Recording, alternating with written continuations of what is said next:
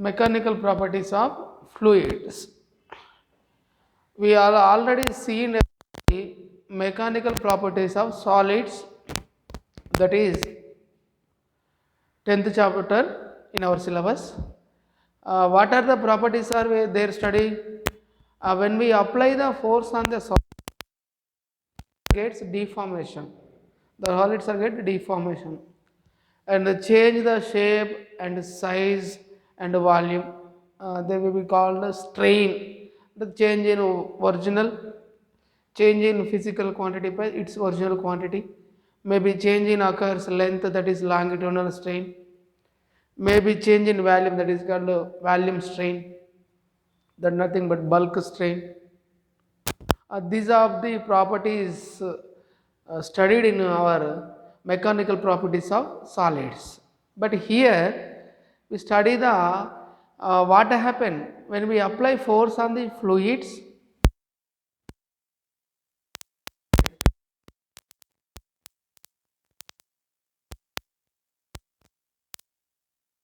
Are studied here, mechanical properties of fluids. What is the meaning of fluids? How to differ from that?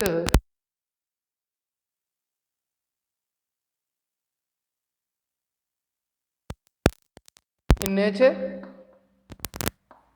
matter available. Number one, solids, liquids, and gases,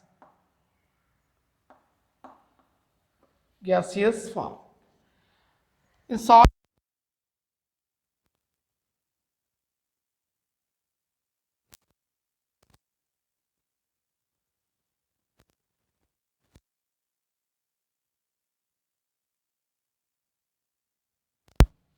the solids can translate or rotate from one place to another place. But in case of liquids and gases are flow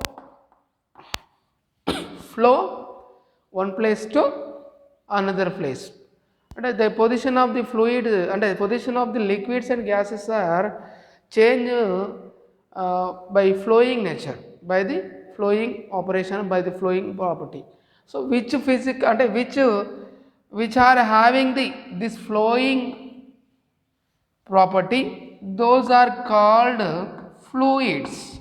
Those are called fluids. In we observe in nature, liquids and gases are flows from one place to another place. That's why we are called fluids. In most of cases, we take the fluids, liquids, and gases. So here we consider the fluids. Okay. Why we call the fluids? It position from one place to another place by the flowing property. By the flowing property. That's we are called fluids. So what are the physical changes when we apply force on fluids? Take one blow, a liquid contains it. When I apply force on fluid, what kind of changes there occur? So when I put in a stone in pond, there may be some disturbance created in a pond.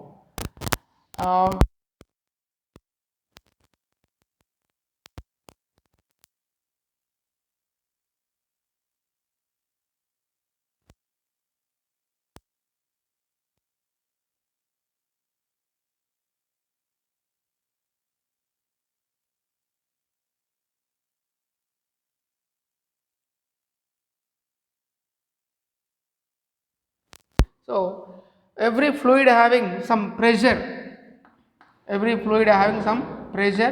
apply on the contain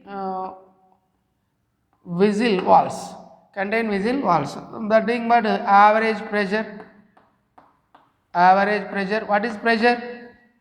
Pressure is a force per unit area. Pressure is a force per unit area. That kind of property having the fluid. So what are the pressure units? What are the units of force? Newton. What is the units of area? How do we get area? This is a rectangular. It is L. It is L. It is width. What is the area of the rectangular? L into breadth. So measured in length or breadth in centimeter or meter. So we take the SI standard units, meter into meter, meter square. These are the units of area. So Newton per meter square is a units of pressure. Nothing but we also write the Pascal. These are also units of the pressure. Pascal used to measure the pressure of fluids. Used to measure the unit of pressure in case of fluids. Okay. So next, which kind of properties they having? Here we have the contact angle. Another contact angle. What is the contact angle? How to define it? See here, contain a vessel, keeping an object is this a rod solid. How to define contact angle? When a solid immersed in a liquid, the tangent line drawn from when the solid and liquid are contact. When solid and liquid are contact, drawn a tangent line, that angle is called contact angle.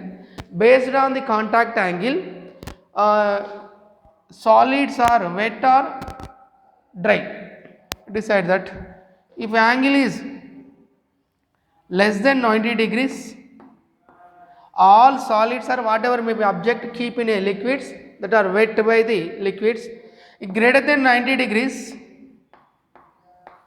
that solid are not wet by the liquids. Okay. In for pure water, the angle of contact is 0 degrees. Pure water having angle of contact is 0 degrees. And mercury, in case of mercury, Hg indicated by Hg, mercury, the angle of contact is 148 degrees. That's why we cannot hold the mercury in our hands. It does not touch the, and we does not feel that wetting feel. From that angle of, because of angle of contact is more above than 90 degrees. This is the angle of contact.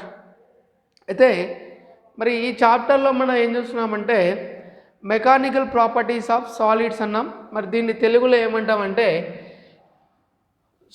Mechanical properties of fluids, దీన్ని తెలుగులో ఏమంటామంటే ప్రవాహాల యొక్క లేకంటే ప్రవాహాల యొక్క యాంత్రిక ధర్మాలు అంటాం. ఏమంటాము? యాంత్రిక ధర్మాలు. ఏంటి సార్ ప్రవాహాల యొక్క యాంత్రిక? మరి వేటిని ప్రవాహాలు అంటాము అసలు? అంటే మనకు ప్రకృతిలో పదార్థం అనేది 3 స్థితులలో లభిస్తుంది. ఒకటి ఘనస్థితి, ద్రవస్థితి, వాయుస్థితి. అయితే మరి ఘన పదార్థం అనేది ఒక ప్రదేశం నుండి ఇంకో ప్రదేశానికి చలనాంతర అంటే స్థానాంతర చలనం ద్వారా కానీ లేదంటే భ్రమణం ద్వారా కానీ వెళ్ళడం జరుగుతుంది. కానీ ద్రవాల విషయాలకు వచ్చేసరికి లిక్విడ్స్, గ్యాస్, వాయువుల విషయానికి వచ్చేసరికి అవి ఏమవుతున్నాయంటే ఒక ప్రదేశం నుండి ఇంకో ప్రదేశానికి ప్రవహించే ధర్మం వల్ల అంటే ఫ్లోయింగ్ నేచర్ వల్లనే అవి ఎక్కడి నుంచి ప్రదేశం ఇంకో ప్రదేశానికి వెళ్ళగలుగుతున్నాయి. అంటే వేటికైతే ఈ దోర్లే స్వభావం కానీ ప్రవహించే స్వభావం ఉంటుందో వాటినే మనం ఏమంటామంటే ప్రవాహాలు అంటాం. ఏమంటాం? ప్రవాహాలు అంటాం. మరి ప్రవాహాల మీద మనము కొంత బాహ్యంగా బలాన్ని ఉపయోగించినప్పుడు ఆ బలానికి అనుగుణంగా ఆ ప్రవాహాలలో జరిగే మార్పు, మరి ప్రవాహాలకు ఏమైనా బలం ఉంటుందా, వాటి యొక్క లక్షణాలు ఏ విధంగా ఉంటాయని చదువుకోవడమే ఈ చాప్టర్ యొక్క ముఖ్య ఉద్దేశం. అయితే మరి ప్రవాహాలకు కూడా కొంత ప్రెషర్ ఉంటుందని చెప్పాం. అంటే ప్రవాహాలను ఏ పాత్రలో అయినా తీసుకుంటే ఆ ప్రవాహాలు ఏం చేస్తాయంటే ఆ పాత్ర యొక్క గోడల పైన ఎల్లప్పుడూ ఏం చేస్తాయంటే ప్రెషర్ని అంటే పీడనాన్ని కలగజేస్తూ ఉంటాయి అన్నట్టు. మరి పీడనానికి సూత్రం మనం ఎలా రాస్తామంటే ప్రమాణ వైశాల్యంపై పనిచేసే బలాన్నే ప్రమాణ వైశాల్యంపై పనిచేసే బలాన్ని ఏమంటామంటే పీడనం అని చెప్పడం జరిగింది. కాబట్టి ఈ పీడనానికి ప్రమాణాలు చెప్పేసుకుంటే మరి బలానికి ప్రమాణాలు ఏంటి అండి? బలానికి ప్రమాణాలు ఏమిటి అంటే మనకు న్యూటన్, అంటే బలాన్ని నిర్వచించింది ఎవరు? న్యూటన్. కాబట్టి బలాన్ని మనం న్యూటన్లో కొలుస్తాము. మరి వైశాల్యానికి ప్రమాణం ఏంటంటే వైశాల్యం ఎట్లా తెలుసుకుంటామండి? ఏదైనా ఒక దీర్ఘచతురస్రాకారం కానీ చతురస్రాకారంలో కానీ వైశాల్యం తెలుసుకోవాలంటే మనం ఏమంటాం? పొడవు ఇంటూ వెడల్పు అని రాస్తాం. పొడవు వెడల్పులను ఎలా కుదురుస్తామంటే మనం సెంటీమీటర్లో కొలవచ్చు, మీటర్లలో కొలవచ్చు, కిలోమీటర్లో కొలవచ్చు. కానీ ఎస్ఐ స్టాండర్డ్ యూనిట్స్ ప్రకారము లెంత్ అనే పదాన్ని వాడినప్పుడు మనము ఎప్పుడు కూడా మనం ఏం చేయాలి అంటే స్టాండర్డ్ యూనిట్స్లో మీటర్లో మెజర్ చేసుకోవాలి. కాబట్టి వైశాల్యానికి సూత్రం ఏంటంటే పొడవు ఇంటూ వెడల్పు. కాబట్టి పొడవు అన్న వెడల్పు అన్న రెండు కూడా పొడవుకు సంబంధించినవి. కాబట్టి మీటర్ ఇంటూ మీటర్ ఏమవుతుందంటే మీటర్ స్క్వేర్ అవుతుంది. ఈ విధంగా మరి పీడనానికి ప్రమాణం న్యూటన్ పర్ మీటర్ స్క్వేరే చెప్పవచ్చు. మరి ఈ పీడనాన్ని ప్రతి ప్రవాహానికి పీడనం కలగజేసే ధర్మం ఉందని చెప్పింది ఎవరయ్యా అంటే పాస్కల్ అనే సైంటిస్ట్. కాబట్టి ఈ పీడనానికి ప్రమాణంగా మరొక ప్రమాణం చెప్పవచ్చు అంటే పాస్కల్గా చెప్పవచ్చు. ఏమని చెప్పవచ్చు? పాస్కల్గా చెప్పవచ్చు. అదేవిధంగా మరి మనం కాంటాక్ట్ యాంగిల్ చూసినట్టయితే దీన్ని స్పర్శ కోణం అంటాము. మరి కొన్ని పదార్థాలను మనం నిత్య జీవితంలో గమనించినట్లయితే కొన్ని పదార్థాలను ఒక ఏదైనా ఒక పదార్థాన్ని ఒక పాత్రలో ఉంచినట్లయితే, నీటిలో ముంచినట్లయితే అవి కొన్ని పదార్థాలు ఆ నీటిని తడుపుతవి, కొన్ని తడవవు. మరి అలా ఎందుకు జరుగుతుంది అంటే మీరు దాదాపుగా ఊర్లలో కనుక తామర పువ్వులను చూసినట్లయితే ఆ తామర పువ్వులపై నీటి బిందువులు అనేవి ఏర్పడడం జరుగుతుంది. అవి ఆ తామర ఆకుని తడపవు. ఎందుకు అలా తడపవు అంటే అక్కడ తామర ఆకు పదార్థానికి తర్వాత అక్కడ నీటి బిందుకు కాంటాక్ట్ యాంగిల్ అనేది కారణమవుతుంది. ఆ కాంటాక్టింగ్ని ఎలా డిఫైన్ చేస్తామని ఇక్కడ చూద్దాము. అంటే ఒక పాత్రలో మనము నీరు తీసుకొని ఏదైనా ఒక లిక్విడ్ తీసుకొని ఒక సాలిడ్ని అలా ఇమర్స్డ్ చేసినప్పుడు అంటే ఉంచినప్పుడు ఈ సాలిడ్కి ఈ లిక్విడ్ ద్రవం యొక్క ఉపరితలానికి ఈ సాలిడ్ యొక్క ఉపరితలానికి తాకిన సరిహద్దు వద్ద గీసిన ఒక స్పర్శ రేఖ మధ్య ఉన్న కోణాన్నే మనం ఏమంటామంటే కాంటాక్ట్ యాంగిల్ అంటాం. ఏ పదార్థమైన ద్రవ పదార్థంలో ముంచినప్పుడు అది తడవాలి అంటే ఈ కాంటాక్ట్ యాంగిల్ మీద ఆధారపడి ఉంటుంది. ఎప్పుడైతే కాంటాక్ట్ యాంగిల్ అనేది 0 నుండి 90 డిగ్రీల మధ్యలో ఉంటుందో అంటే లోపల ఉంటుందో అంటే యాంగిల్ అనేది 90 డిగ్రీ కన్నా తక్కువగా ఉంటే ఏ పదార్థాన్నైనా అంటే ఘన పదార్థాలను మనం ఆ ద్రవాల్లో ఉంచినప్పుడు అవి ఖచ్చితంగా ఏమవుతాయంటే తడిసిపోతాయి. అలా కాకుండా కేవలం వాటి యొక్క 90 డిగ్రీల కన్నా ఎక్కువగా ఉందనుకోండి కాంటాక్ట్ యాంగిల్, అప్పుడు ఆ పదార్థాలు అనేవి తడవవు నీటికి, అంటే అక్కడ ఉంచిన పదార్థాన్ని మనం ఉదాహరణకు మనం రెయిన్ కోట్స్ వేసుకుంటాం.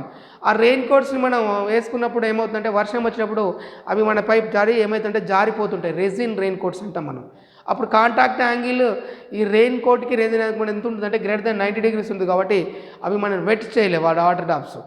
అదే లోటస్ లీఫ్ కూడా అలాగే ఉంటుంది. లోటస్ లీఫ్ కూడా ఇలాంటి ప్రాపర్టీ ఉండడం వల్లనే ఏమవుతుందంటే ఈ చిన్న చిన్న వాటర్ బిందువులు అనేవి ఆ లోటస్ లీఫ్ మీద ఫామ్ కావడానికి ఉంది.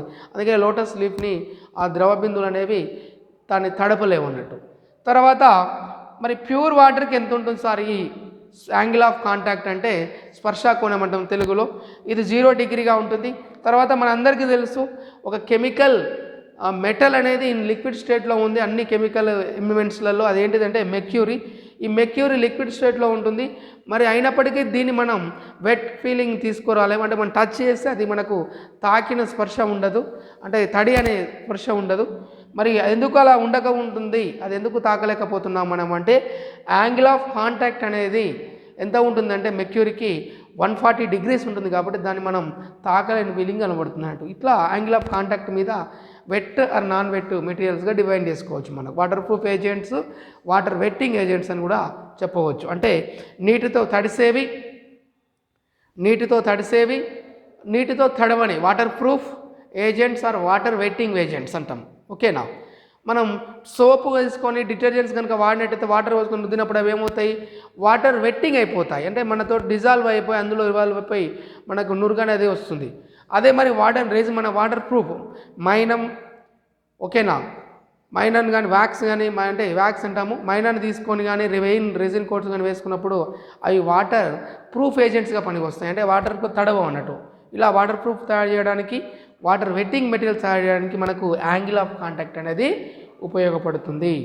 ఇట్లా మెకానికల్ ప్రాపర్టీస్ ఆఫ్ ఫ్లూయిడ్కి సంబంధించిన కొన్ని ప్రాపర్టీస్ మనం నేర్చుకున్నాము.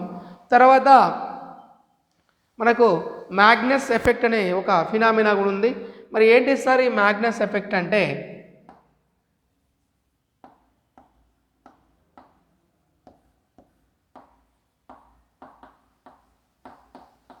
మనం ఏదైనా ఒక ఆబ్జెక్ట్ని మనం ఎయిర్లోకి త్రో చేసినప్పుడు ఆ ఆబ్జెక్ట్ మీ యొక్క అప్పర్ సర్ఫేస్ పైన ఎయిర్ యొక్క అప్పర్ సర్ఫేస్ పైన ఎయిర్ లేయర్స్ అనేవి స్పీడ్ ఎక్కువగా ఉండి లోయర్ సర్ఫేస్ మీద ఎయిర్ స్పీడ్ అనేది తక్కువగా ఉంటే ఈ హై ప్రెషర్ లో ప్రెషర్ డిఫరెన్స్ వలన ఏమవుతుందంటే ఆ బాల్ అనేది కొంత డైనమిక్ లిఫ్ట్ చేయబడుతుంది, అంటే కొంత పైకి నెట్టివేయబడుతుంది. అలా డైనమిక్ లిఫ్ట్ ఫినామినానే ఇన్ కేస్ ఆఫ్ స్పిన్నింగ్ బాల్ని ఏమంటామంటే డైనమిక్ లిఫ్ట్ మనం ఏమంటామంటే మ్యాగ్నస్ ఎఫెక్ట్ అంటాం. ఏమంటాము? మ్యాగ్నస్ ఎఫెక్ట్ అంటాం. సింపుల్గా ఏం చెప్పొచ్చు అంటే డైనమిక్ లిఫ్ట్ అన్నట్టు, అంటే బాడీ మోషన్లో ఉన్నప్పుడు అది వెళుతున్న మార్గానికన్నా కొంచెం మార్గాన్ని పైకి నెట్టడం జరుగుతుంది, లిఫ్ట్ అవుతుంది. అంటే మనం ఇలా విసిరేస్తే అది వెళ్ళకుండా కొంత ఎత్తులోకి వెళ్ళి ఎరగడుతుంది. Because of pressure difference occurs there. అంటే ఆ బాల్ యొక్క అప్పర్ సర్ఫేస్ మీద బాటర్ సర్ఫేస్లో ఉండే ప్రెషర్ డిఫరెన్స్ వల్ల ఏమవుతుందంటే కిందనేమో లో ప్రెషర్ ఉంటుంది, పైనేమో లో ప్రెషర్ ఉంటుంది, కిందనేమో హై ప్రెషర్ ఉంటుంది. ఈ హై ప్రెషర్ అనేది ఎప్పుడు కూడా లో ప్రెషర్ ట్రావెల్ చేస్తుంది కాబట్టి ఆ ట్రావెల్ చేసే క్రమంలో బాల్ని ఏం చేస్తుందంటే హైట్కి లిఫ్ట్ చేస్తుంది, డైనమిక్ లిఫ్ట్ చేస్తుంది, అనేది దాని యొక్క వేగాన్ని పెంచుతుంది. దాన్నే మనం ఏమంటామంటే మ్యాగ్నస్ ఎఫెక్ట్ అంటాం. తెలుగులో దీన్ని ఏమంటారంటే గతిక ఉత్తాపనం అంటారు. ఏమంటారు?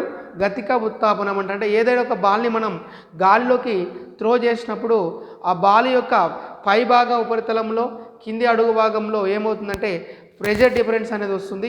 ఈ ప్రెషర్ డిఫరెన్స్ వలన ఏమవుతుందంటే బాల్ అనేది కొంత పైకి నెట్టివేయబడుతుంది.